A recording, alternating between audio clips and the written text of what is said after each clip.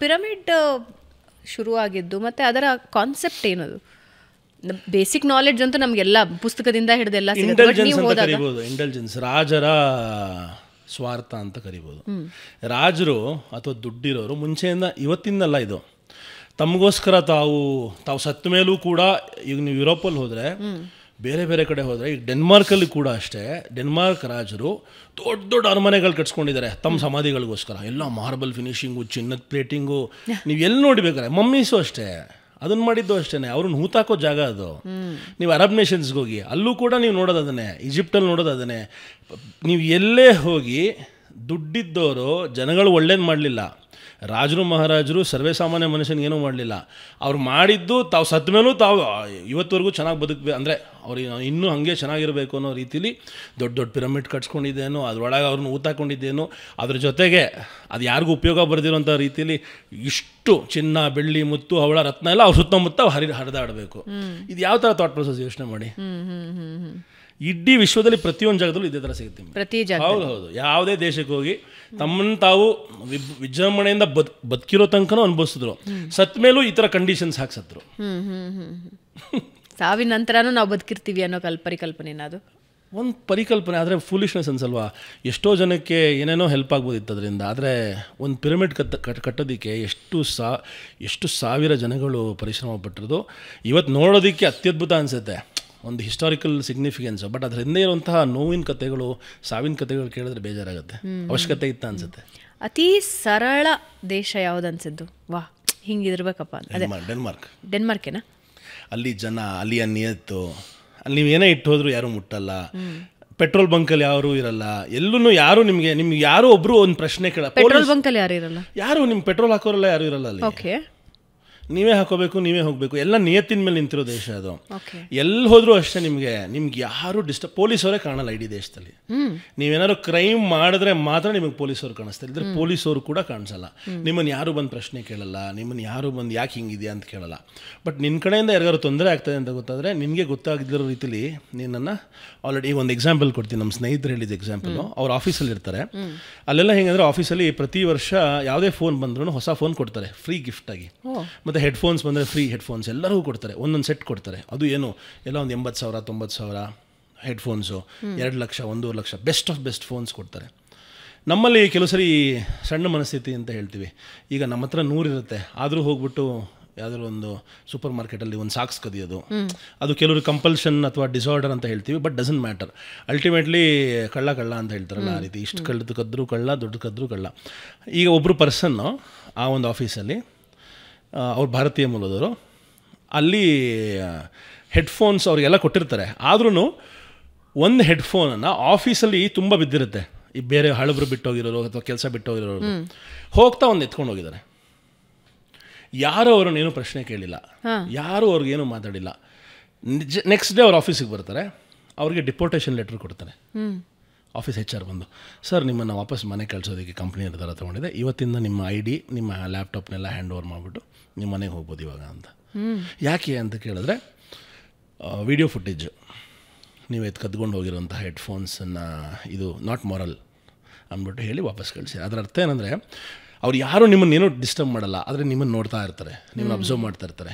ನಿಮ್ಮ ಎಥಿಕ್ಸು, ನಿಮ್ಮ ಮೊರಾಲಿಟಿ ಮೇಲೆ ಅವ್ರು ನಿಮ್ಮನ್ನು ಬೆಳೆಸ್ತಾರೆ.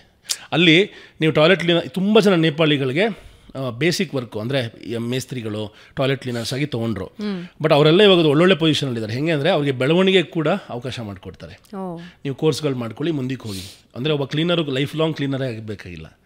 ಒಬ್ಬ ಈಗ ನಾನು ಇವತ್ತು ಬ್ಲಾಗರ್ ಆಗಿದ್ದೀನಿ, ನಂಗೆ ಸಾಕಾಯಿತು ಅನ್ನಿಸಿದ್ರೆ ಬೇರೆ ಏನಾದ್ರು ಮಾಡಬೇಕು ಅಂದರೆ ಅದಕ್ಕೆ ಅವಕಾಶ ಇದೆ.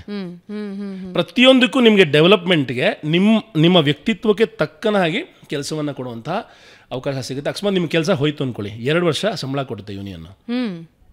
2 ವರ್ಷ ಯೂನಿಯನ್ ನಿಮಗೆ 80% 90% ಸಂಬಳ ಕೊಡ್ತಾರೆ. ಅದಾದಮೇಲೆ 2 ವರ್ಷ ಕೊಡೋಷ್ಟು ಅವಕಾಶ ಕೊಡಲ್ಲ. 2 ವರ್ಷದಲ್ಲಿ ಹೆಂಗಾದರೂ ಮಾಡಿ ನಿಮ್ಗೆ ಇನ್ನೊಂದು ಇಂಟರ್ವ್ಯೂ ಕೊಡಿಸಿ ಇನ್ನೊಂದು ಕೆಲಸ ಕೊಡಿಸ್ತಾರೆ. ಯಾಕೆಂದರೆ ಇಲ್ಲದ್ರೆ ಸುಮ್ಮನೆ ಕೊಡಬೇಕಲ್ಲ ದುಡ್ಡು. ಅಂದರೆ ಸಿಸ್ಟಮ್ನ ಹೆಂಗೆ ಕ್ರಿಯೇಟ್ ಮಾಡಿದ್ದಾನೆ ಅಂದರೆ, ಯಾರೂ ಸುಮ್ಮ ಕೂರಂಗಿಲ್ಲ. ಎಲ್ಲರೂ ಆ ಸಮಾಜಕ್ಕೆ, ಆ ಏರಿಯಾಗೆ, ಆ ರಾಜ್ಯಕ್ಕೆ, ಆ ದೇಶಕ್ಕೆ ಯಾವುದೋ ಒಂದು ರೀತಿ ಕಾಂಟ್ರಿಬ್ಯೂಟ್ ಮಾಡಲೇಬೇಕು, ಉದ್ಧಾರ ಮಾಡಲೇಬೇಕು ಅವರು. ಅದಕ್ಕೆ ಆ ದೇಶ ಹಂಗೆ ಹೋಗ್ತಾಯಿದೆ. ಎಷ್ಟು ಅಂದರೆ ನೀವೊಂದು ಪುಸ್ತಕ ಹೊರಗೆ ತಂದ್ರಿ ಅಂದರೆ ಒಂದೊಂದು ದೇಶದ್ದು ಒಂದೊಂದು ಪುಸ್ತಕ ತರಬೇಕಾಗತ್ತೆ ಅಂತ ಅನ್ಸುತ್ತೆ. ಒಂದೊಂದು ದೇಶಕ್ಕೆ ತರಲೇಬೇಕು. ಯಾಕಂದರೆ ನಾನು ಪ್ರತಿ ದೇಶದಲ್ಲೂ ತುಂಬ ಕಾಲ ಕಳಿತೀನಿ. ಸುಮ್ಮನೆ ಹೋಗಿ 2 ದಿವಸ 3 ದಿವಸಕ್ಕೆ ವಾಪಸ್ ಬರಲ್ಲ. ಈಗ ಇರಾನ್ ದೇಶದಲ್ಲಿ 74 ದಿವಸ ಇದ್ದೆ, ರಷ್ಯಾಲಿ 60 ದಿವಸ ಇದ್ದೆ, ಉಜ್ಬೇಕಿಸ್ತಾನ. ಹೆಂಗೆ ಮನಿ ಮ್ಯಾನೇಜ್ಮೆಂಟ್ ಹೆಂಗೆ ನಿಮ್ಮದು?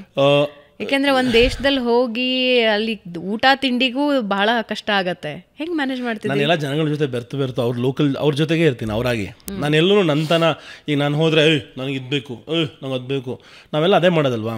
ಎಲ್ಲೋದ್ರೂ ನಾವು ಈಗ ಇದು ಇರಾಕ್ಗೆ ಹೋದ್ರೂ ನಂಗೆ ಇಡ್ಲಿ ಸಾಂಬಾರೇ ಬೇಕು ಅಂದರೆ ಎಲ್ಲಾಗತ್ತೆ ಕೆಲಸ. Be a Roman when you are in Rome. ಎಲ್ಲಿ ಹೋಗ್ತಿರೋ ಅದರ ಅನುಗುಣವಾಗಿ ನೀವು ಬದುಕಬೇಕು. ಈಗ ಚಳಿಗಾಲದಲ್ಲಿ ಹೋಗ್ಬಿಟ್ಟು ಬಟ್ಟೆ ಬಿಚ್ಚೋಕ್ಕಾಗಲ್ಲ, ಸೆಕೆಗಾಲದಲ್ಲಿ ಹೋಗ್ಬಿಟ್ಟು ಜಾಕೆಟ್ ಹಾಕೊಳಕ್ಕಾಗಲ್ಲ. ಆ ರೀತಿನೇ ನಾವು ಬದುಕಬೇಕು. ಅವರಲ್ಲಿ ನಾವು ಎಲ್ಲರಲ್ಲೂ ಒಂದಾಗು ದುಡ್ಡು ಬೇಕಲ್ಲ. ಇಲ್ಲ ಹಂಗೆ ಅನ್ಕೋತೀರಾ? ಎಲ್ಲರಲ್ಲೂ ಒಂದಾಗು ಮಂಕುತಿಮ್ಮ ಅಂತ ಹೇಳಿದಾರಲ್ಲ ಡಿ ವಿ ಜಿ ಅವರು. ಯಾಕೆ ಹೇಳಿದ್ರು ಅಂದರೆ ದುಡ್ಡು ಅವಶ್ಯಕತೆ ಇದೆ. ಖಂಡಿತ ನಾವು ಮಾಡ್ತಿರೋ ಕೆಲಸಕ್ಕೆ ತುಂಬ ದುಡ್ಡಿನ ಅವಶ್ಯಕತೆ ಇದೆ. ಆದರೆ ಕೆಲವು ವಿಚಾರಗಳಿದೆ, ದುಡ್ಡನ್ನು ಹೆಂಗೆ ಉಳಿಸ್ಕೋಬೋದು ಆ ವಿಷಯದಲ್ಲೂ ಅಂತ. ಈಗ ಜನಗಳ ಜೊತೆ ಬೆರೆತು ಅವರು ಅವ್ರ ಮನೆಗಳಲ್ಲಿ ಉಳ್ಕೊಂಡಾಗ, ಅಥವಾ ಹೋಟೆಲ್ಸ್ನ ಬಿಟ್ಟು ಹಾಸ್ಟೆಲಲ್ಲಿ ಉಳಿದಾಗ, ಅಥವಾ ಎಲ್ಲೋ ಹೋಟೆಲ್ ಎಕ್ಸ್ಪೆನ್ಸಿವ್ ಊಟ ತಿಂಡಿ ಮಾಡೋ ಬದಲು ಯಾವುದೋ ಒಂದು ಚಿಕ್ಕ ಕ್ಯಾಂಟೀನಲ್ಲಿ ತಿಂದಾಗ, ಅಥವಾ ಅವರ ಮನೆಗಳಲ್ಲಿ ಊಟ ಮಾಡಿದಾಗ ಅವ್ರ ಮನೆ ಗೊತ್ತಾಯಿತು, ಅವ್ರ ಮನೆ ಹೆಂಗಿದೆ ಅಂತ ಗೊತ್ತಾಯಿತು. ಮನೆ ಅರ್ಥ ಮಾಡ್ಕೊಂಡ್ರೆ ಸೂಪರ್ ಮಾರ್ಕೆಟ್ ಅರ್ಥ ಮಾಡ್ಕೊಂಡ್ರೆ ಇಡೀ ದೇಶ ಅರ್ಥ ಮಾಡ್ಕೋಬೋದು ಅನ್ನೋದು ನನ್ನ ಅಭಿಪ್ರಾಯ. ಯಾಕೆಂದರೆ ಒಂದು ಸೂಪರ್ ಮಾರ್ಕೆಟ್ಗೆ ಹೋದರೆ ನೀವು ಅಲ್ಲಿ ಏನೇನು ಐಟಮ್ ಇದೆ ಅಂತ ನೋಡಿದ್ರೆ ಗೊತ್ತಾಗುತ್ತೆ ಆ ದೇಶ ಏನು ಊಟ ಮಾಡ್ತಾಯಿದೆ ಅಂತ. ಆ ದೇಶ ಸೂಪರ್ ಮಾರ್ಕೆಟೇ ಇಲ್ಲ ಅಂದರೆ ಮನೆಗಳಿಗೆ ಹೋಗಬೇಕು. ಮನೆಗಳಲ್ಲಿ ಜನ ಪಾತ್ರೆ ಹೆಂಗಿದೆ, ಅವ್ರ ಊಟ ಹೆಂಗಿದೆ, ಅವ್ರು ಯಾವ ಥರ ಕೂತ್ಕೊಂಡು ಊಟ ಮಾಡ್ತಾರೆ, ಕೈಯಲ್ಲಿ ಊಟ ಮಾಡ್ತಾರೆ, ಸ್ಪೂನಲ್ಲಿ ಊಟ ಮಾಡ್ತಾರೆ, ಹಿಂಗೆ ಊಟ ಮಾಡ್ತಾರೆ, ಅವ್ರು ಯಾವ ಥರ ಅವ್ರ ಮನೇಲಿದೆ, ಆ ಮನೆಗಳನ್ನು ಅರ್ಥ ಮಾಡ್ಕೊಂಡಾಗಲೇ ನಿಜವಾದ ದೇಶದ ಸಂಸ್ಕೃತಿ ಅರ್ಥ ಆಗೋದು ನನ್ನ ಅಭಿಪ್ರಾಯ. ಸೊ ಇದರಲ್ಲಿ ಹಣ ಕೂಡ ಉಳಿತಾಯ ಆಗುತ್ತೆ, ಹಾಗೆ ದೇಶವನ್ನು ಕೂಡ ಇನ್ ಡೆಪ್ತ್ ನೋಡ್ಬೋದು. ಇಲ್ಲಾಂದರೆ ನೋಡೋಕ್ಕೆ ಸಾಧ್ಯನೇ ಇರಲಿಲ್ಲ. ರೆಸ್ಪಾನ್ಸ್ ಹೆಂಗಿರುತ್ತೆ ಜನರದ್ದು ವ್ಲಾಗರ್ಸಿಗೆ? ನಾನು ವ್ಲಾಗರಾಗಿ ಯಾರ ಮನೆಗೂ ಹೋಗಲ್ಲ. ನಾನೊಬ್ಬ ಮನುಷ್ಯನ ವಸುದೈವ ಕುಟುಂಬಕಂ, the world is one single family. ಹೌದು, ನಾವೆಲ್ಲರೂ ಒಂದೇ. ಈಗ ವಿಶ್ವದಲ್ಲಿ ನಮ್ಮ ಅದಕ್ಕೆ ನಾನು ಇಲ್ಲೂ ಅಷ್ಟೇ ಯಾರೋ ಕೇಳಿದ್ರು ಯಾವ ಊರು ನಿಮ್ಮದು ಅಂತ, ಕರ್ನಾಟಕ ಅಂತ ಹೇಳಿದೆ. ಯಾಕೆಂದರೆ 50-60 ದೇಶ ಸುತ್ತಿದ ಮೇಲೆ ನಂಗೆ ಏನು ಗೊತ್ತಾಯಿತು ಅಂದರೆ ಏರಿಯಾ ಕೇರಿ ಭಾಷೆ, ಮತ್ತು ಈಗ ನೀನು ಮಂಗಳೂರು, ನಾ ಬೆಂಗಳೂರು, ನೀನು ಕೋರಮಂಗಲ, ನಾನು ಉಳ್ಳಾಳ, ಈ ಥರ ಡಿಫ್ರೆನ್ಷಿಯೇಟ್ ಮಾಡ್ಕೊಂಡೆ ನಮ್ಮದು ಒಂದು ಏಕತೆ ಇಲ್ಲ. ಹಿಂದೂ, ಮುಸ್ಲಿಮು, ಸಿಖ್, ಈಸಾಯಿ, ನಾವು ಎಲ್ಲರೂ ಒಟ್ಟಿಗೆ ಬದುಕ್ತಾ ಇದೀವಿ. ಆದರೂ ಎಲ್ಲೋ ಒಂದು ಕಡೆ ನಮಗೆ ಇನ್ನೂ ಆ ಒಂದು ಸೆಗ್ರಿಗೇಷನ್ ಇದೆ, ಡಿವೈಡ್ ಆ್ಯಂಡ್ ರೂಲ್. ಬ್ರಿಟಿಷ್ ಏನು ಮಾಡೋದ್ರು ಅದನ್ನು ಕಂಟಿನ್ಯೂ ಮಾಡ್ತಾ ಇದೀವಿ ನಾವು. ಅದಕ್ಕೆ ನಾನು ಯಾವಾಗಲೂ ಕನ್ನಡಿಗ ಅಂತ ಹೇಳಿದ್ರೆ ನಾನು ಯಾರು ಮುಂದೆ ಪ್ರಶ್ನೆನೇ ಕೇಳೋಕ್ಕಾಗಲ್ಲ. 7 ಕೋಟಿ ಒಂದು ಶಕ್ತಿ ಆಗ್ಬೋದು, ಆದರೆ 7 ಕೋಟಿನ ಒಡೆಯೋದೇನೋ ಏರಿಯಾ ಕೇರಿ, ಹಿಂದೂ, ಇದು ಜಾತಿ, ಮತ, ಧರ್ಮ ಇವೆಲ್ಲ ತಂದಾಗ ಪಂಗಡ ನಾವೆಲ್ಲ ಬೇರೆ ಬೇರೆ ಚಂಕ್ ಆಗಿಬಿಡ್ತೀವಲ್ಲ. ಈ ಚಂಕ್ನ ಹಾಳು ಮಾಡದೆ ಒಟ್ಟಿಗೆ ಯುನೈಟೆಡ್ ಆಗಿ ಮಾತಾಡಬೇಕು ಅಂದರೆ ನಾವು ಕನ್ನಡಿಗ ಅಂತ ಮಾತಾಡಬೇಕು. ಸೊ ಆ ರೀತಿ ನಾನು ಕನ್ನಡಿಗ ಅಂತಲೇ ಹೇಳ್ತೀನಿ. ಈ ರೀತಿ ನಾವು ವರ್ಲ್ಡ್ನ ಅಪ್ರೋಚ್ ಮಾಡಿದಾಗ ವಸುದೈವ ಕುಟುಂಬಕಂ ಒಂದು ರೀತಿಯಲ್ಲಿ ಎಲ್ಲರೂ ತೆರೆದ ಹೃದಯದಿಂದ ಕರೆದಿದ್ದಾರೆ, ಎಲ್ಲರೂ ಓಪನಾಗಿ ವೆಲ್ಕಮ್ ಮಾಡಿದ್ದಾರೆ. ಎಲ್ಲೂ ಒಂದು ದಿವಸ ಒಂದು ಸಮಸ್ಯೆ ಆಗಿಲ್ಲ. ಅತ್ಯಂತ ಸೂಕ್ಷ್ಮ ಪ್ರದೇಶದಲ್ಲೂ ಅವರೇ ನನ್ನನ್ನು ಅವರ ತಮ್ಮನಂತೆ, ಅವರ ಅಣ್ಣನಂತೆ, ಅಥವಾ ಅವರ ಬಂಧು ಬಾಂಧವರಂತೆ, ಅವರ ಕುಟುಂಬದ ಒಬ್ಬರಂತೆ ಕಾಪಾಡಿದ್ದಾರೆ ನಾನು.